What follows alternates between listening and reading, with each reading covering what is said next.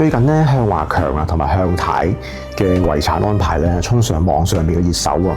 咁大家最關注咧就唔係佢其實有幾多錢身家，而佢哋宣佈一樣嘢，就係佢哋100億嘅家產咧，就唔會直接交俾兩個仔仔，而係全部咧入晒家族信託裏邊。唔通佢兩位係唔愛佢兩個仔仔？恰相反，呢種咧可能先叫做大愛喎。咁啊，正如向太所講啦，佢哋咁樣做咧係防止家族嘅資產咧係被揮霍啊。咁其實喺家族辦公室嘅角度啦，呢一個咧係叫做防止敗家條款啊 （Spendthrift Provision）。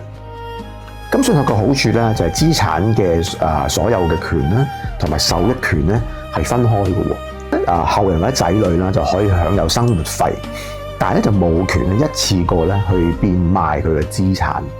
咁啊，無論個市場點樣變化都好啦，後代點樣揀都好啦，咁呢一份嘅家產咧，都好似咧自動航行咁樣啦，就源源不絕咁樣咧，就照顧埋佢哋嘅下一代。